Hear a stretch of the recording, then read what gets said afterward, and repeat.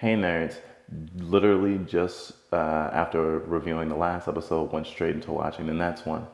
And this was a Daniel-centric episode, season three, episode fear, episode fear, episode four of Fear the Walking Dead. Uh, it's funny that I mentioned the governor in my last review, given that a lot of characters have solo episodes that aren't well received. I don't know how well received this episode was, but I did thoroughly enjoy it. Um, I wasn't sure what direction they were going to go with it, and I think that the beginning and the end are really nice parallels to each other, and I like the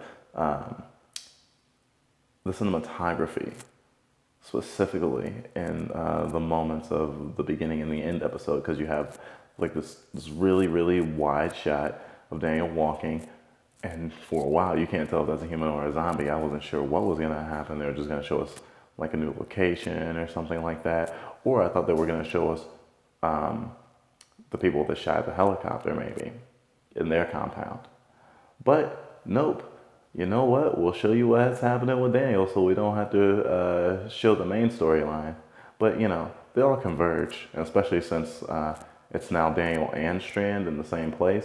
It does tease that the original team, quote unquote, will eventually get all back together. I don't know if that's a good thing or a bad thing.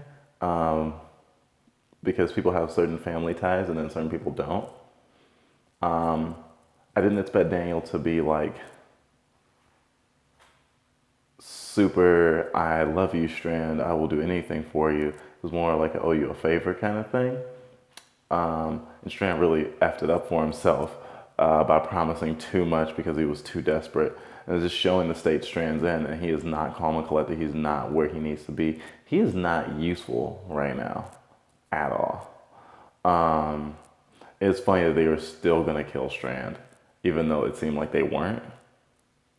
But I guess Dante, his old business partner, hated him so much. He was like, you know what? I'm gonna let you rot for a little bit, then I'll kill you. Or maybe he was gonna kill a certain amount just to scare others. But honestly, throwing everyone off probably was the plan. Backtracking a little bit, I think the progression of this episode was very deliberately slow. And I know Walking Dead does a lot of like shots where it's like no music. If you hear anything, it's zombies groaning in the background, and there's just slow walking. I mentioned the cinematography from the beginning and the end of the episode. The small little speck that was Daniel on the screen that we couldn't tell was a human or a zombie. And then toward I think literally the last frames of the episode show him literally handing over his life to a person and asking for forgiveness, and him getting it. This whole episode was about forgiveness, by the way.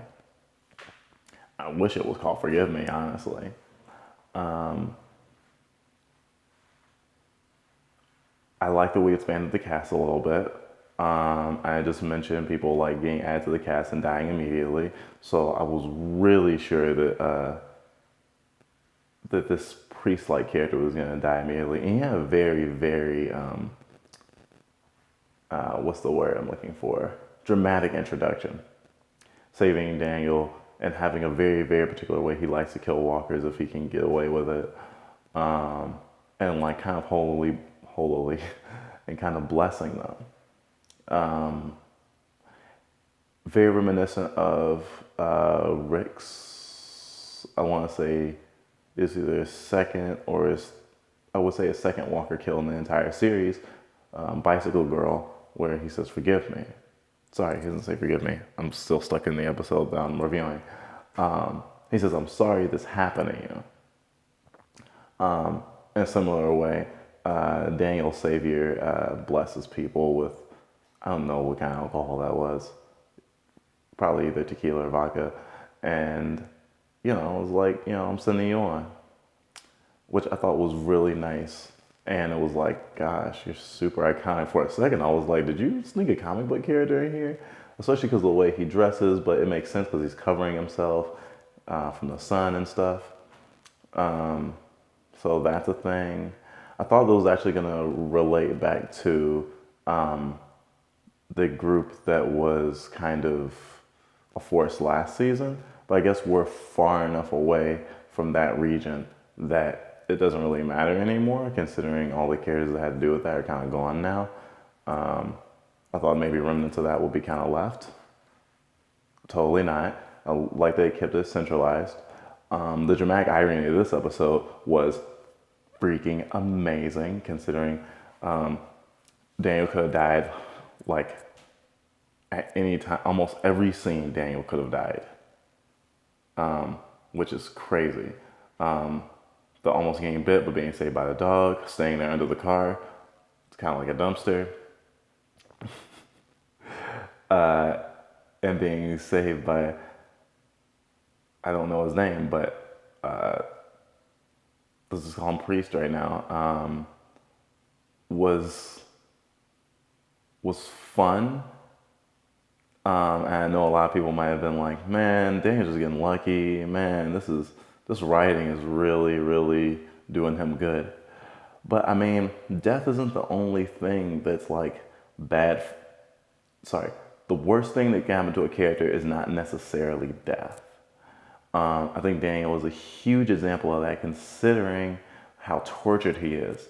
I think the duality of his nature is like also a big theme of the episode. Like, to impress Dante, he said he lost count of the communists he killed. But I feel like he would know how many communists he killed if he knows the exact number of human beings he's killed, which he had said earlier in the episode when he was confessing and asking for forgiveness. He actually used his new friend as a literal priest, like as a confessional.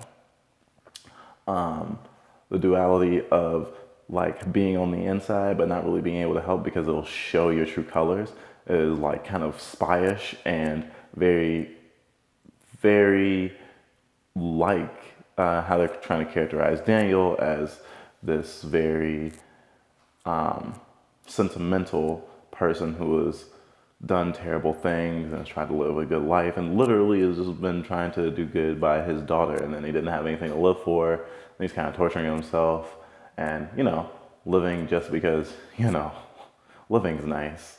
I like breathing and not being eaten or burned alive. I'm sure Daniel would agree with me on that one. I wonder if they're gonna keep those burns on him, or if magically later in the season they just won't be there anymore. I'm really hoping that that stays as kind of like a marker of his character, kind of like I mentioned in the last video about like people losing their eyes and their perspective changes.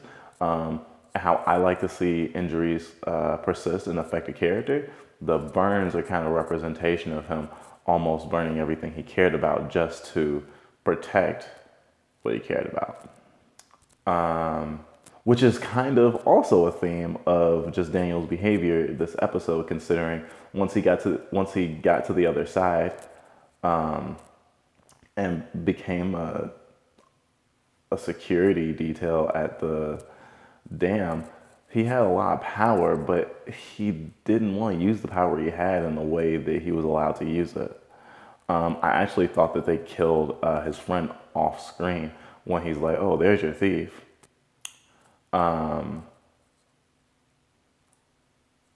The politics of what was happening were more complicated than I thought at first, and I liked how they teased it out and they kept it all really contained in this episode. And I don't know what's gonna happen with the dam now. I was actually thinking, I was like, man, I wonder if Strand's gonna somehow figure out how to run the dam still away from Dante. Now he doesn't have to.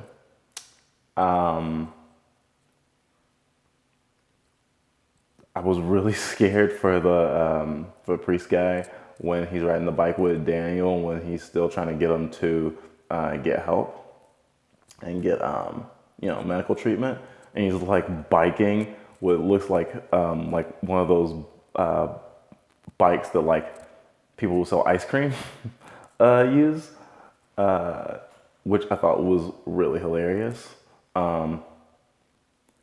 Him basically being like this really selfless guy. Really made me sad that he had such shit kicked out of him, even before being interrogated by Daniel. I felt like if anyone in this episode didn't deserve to get their ass kicked, it definitely was not that guy. And he did as much as he could. Mentioning the scene where he actually forgives Daniel before they get separated, the whole I have good news and bad news thing, which is starting to become his kind of like a saying of his, I guess, at least because it was repeated twice in the episode. I'm still wondering what he was gonna say was the bad news. I'm assuming, since the good news was there's no one in this world left to judge you, or who can judge you, and then the bad news will probably have been you have to forgive yourself because, you know, in the end, you might be the only one you have. The fact that Daniel actually did think that he killed Ophelia was like heart-wrenching. And I think the fact that he wanted death so badly was really sad. And it was like literally all that sadness and not wanting him to die came to a head as he's like literally putting himself on his knees like Father Gabriel and sorry, from main series. And instead of anyone coming to save him, literally Deus Ex Machina, lightning bolt. Magic the Gathering, only one fire. Oh, Daniel tapped fire mana and he got lightning bolt. If you're nerd enough to get that reference, you're awesome. I did think it was like, oh my gosh, are you serious? But I wasn't like, oh my gosh, are you serious? You keep Daniel alive with a fucking lightning bolt. How dare you? It was, oh my God, are you serious? It's almost like divine intervention, but you know, it's just, he's the tallest thing in the area, honestly. I mean, if Daniel didn't get on his knees, he probably would have got hit. Actually, ironically, if he had actually knocked the other one in the water like he had done the first one, then because he was the tallest thing in the area, he would have gotten hit by lightning. So at the same time, the irony is just like this nice gumbo of it needed to happen this way. And that continues throughout the episode with Daniel making the decision to give up his priest friend instead of the guys finding the water or where the water was being sent, which I thought was really funny because there was a working clock in the place and they happened to come at a time right when the water would be sent there. I think that might have lots to do with things like how Dante thinks the water is being stolen and things like that. So it wasn't as much the writing in that case that made it a little like, oh man, it's super convenient that Daniel has to make this decision now, and that they didn't just come at any time after 5. Or that the person who saved his life toward the beginning of the episode, the lady who helped clean his wound and stuff, maybe she just does this in the water for one day. But, you know, she didn't want anyone to die, so she creates a chance for everyone to die, which is something in the main series we've learned from Andrea. Because, you know, that was like in her last monologue-ish thing. I didn't want anyone to die. And this world proves that, you know, some people have to die. And Daniel proved that. And he was willing to go all the way. And this whole like lives in the many, lives of the few thing is important, especially in terms of the world that they're in now, because, you know, certain people are thinking of either the survival of the species, the survival of the people closest to them, or the survival of themselves. Ooh, I have an alarm. Dismissed. So I should have woken up right now, nerds, but instead I'm doing this review because I love you so much.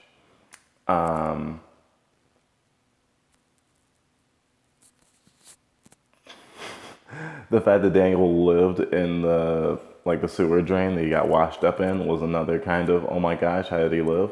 But considering how desperately Daniel seems to cling to life regardless of how much he wants to die, it is actually like, if it was RPG, I keep thinking of like that's his special skill. And if you're gonna get damage that would kill you, you get down to 1 health. Because the whole kind of being out of it and someone finding you and keeping you alive thing is a huge thing in Walking Dead. That's happened to so many characters and can be a transformative endeavor for those characters. And I think the fact that it happened twice in one episode to one character is kind of intense. We don't know really the time span, but we know they use the damage to his leg as a way to not tell us directly, but to infer the amount of time that had passed, because we don't know exactly how much time had passed after the fire last season to the point we see him at the beginning of the episode. But we do know he walked a long way. I mean, it's relative though, obviously, because the distance between that place and the hotel and the dam are probably way closer than where they are to where everyone ended up. Sorry, where the rest of their party ended up at the beginning of the season. So it's still probably going to take a while for those characters to see each other. But I think having control of the dam is going to be very important for like probably the rest of the season, hopefully. But I don't know. Fear the Walking Dead has this way of pulling out the rug from under you in terms of character actions. Like, I really thought Dante was going to live longer, and I thought that he was going to be a major player. I thought he was going to be the main villain of, like, this side of the storylines. And I was fine with that. Especially, like, someone who wears a press suit every day in the apocalypse is someone you might need to worry about. Just saying. His trust in Daniel was kind of funny, considering he probably should just squash insubordination as soon as it came out. But I thought it was really funny in that moment where Daniel stabs that guy who puts his finger in his freaking food. He doesn't say, he put his finger in my food. Of course I stabbed him, which would have been my response, but maybe that wasn't the best response anyway. The whole thing was kind of weird. And I'm trying to remember, I'm pretty sure we've seen that before. The explanation of him actually being a CIA person reestablishes his history and how OP he is. He's the most OP character in the main cast, for sure, violence-wise. So it was a huge hit to their overall possibility of living to not have Daniel on the team. The fact that he wasn't dead doesn't really matter, just as long as they don't have him and they think he's dead, right? Because mourning is all about perception. That is a weird quote. I'll try to remember that. Mourning is all about perception.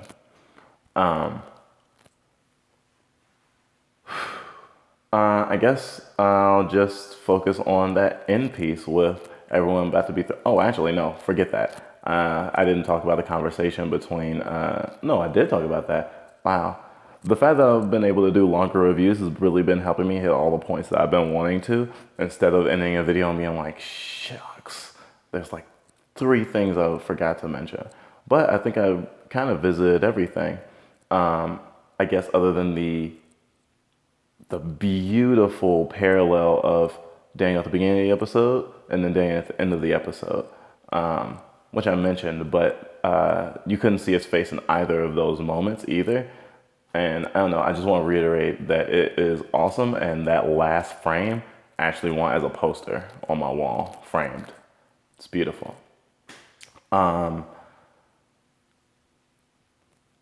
He killed a lot of people really fast, too. So that was very jarring and very fast. And I was actually looking at the time code of the episode, and I was like, what's gonna happen? How much am I gonna be able to see? Are they gonna cut to black on a cliffhanger and piss me off, or not? And they didn't. It was actually perfect. This episode was amazing, and it is one of those slower episodes, but it is probably one of the best solo episodes The Walking Dead has ever done, in my opinion. Better than Tara, better than Governor, and better than Morgan even. Even though Morgan had a lot more time in his solo episode to do stuff. Although I will mention that, and I don't remember if I mentioned it in any reviews or references to Walking Dead I've made in the past, but the Morgan episode in the main series Walking Dead, even though it was longer, it was super low budget, and I could tell. I'll make a video about some of the tricks they use to probably cut costs and things you can notice. However, returning back to Daniel, I'm just wondering if he'll actually look for Ophelia now that Strand is going to be put in a position where he can be calmer, more relaxed, and be like, oh yeah, I was kind of lying to you, but we did escape the compound, and I got separated. She's not at the hotel. I don't know where the hell she is. Oh wait, I totally forgot. Ophelia disappeared at the hotel. So telling him that doesn't necessarily reaffirm his confidence that Ophelia is alive. Although it was like, well, that car is gone, so Ophelia took it, right? So the fact that she disappeared was good news and bad news. I guess I want to also mention the character who was, I don't know her name. I'm not sure if her name was mentioned. Who was actually the water treatment person and sending the water to the people kind of below the dam who were dying of thirst, and kind of being like this whole Andrea, let me save everyone kind of thing. Very selfless. But I think she saw Daniel struggle at the end, and I really thought she was going to shoot his ass in the head, which I'm glad she didn't. And I think that she was a surprise good thing for this episode, or for Daniel's situation, because otherwise he would have totally murdered Priest Guy to save everyone else, right? But her love for that person, I don't know if it's romantic love, doesn't matter. Love for a human being is love for a human being, right? And not wanting to see him brutalized in that way kind of saved them. And I really like that because it gave Daniel time to process. It put everything in a much tougher situation. And the fact that everyone in the lineup to die basically would have meant that if he had let it happen, that he'd be kind of alone in a way.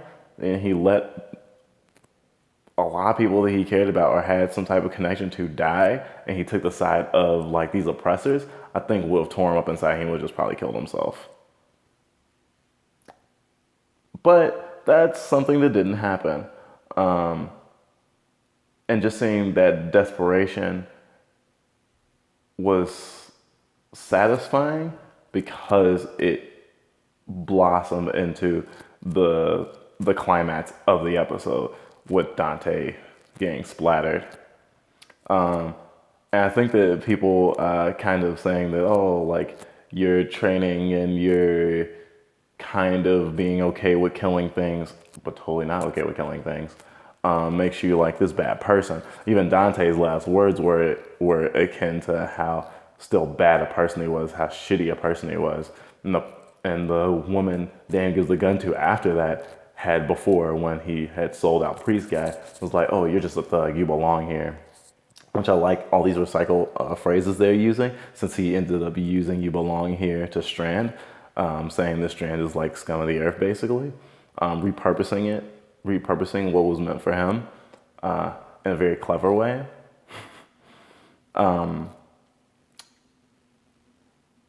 Did I mention I really like this episode?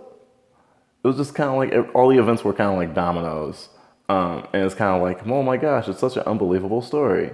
But you know, it's Walking Dead for you, really.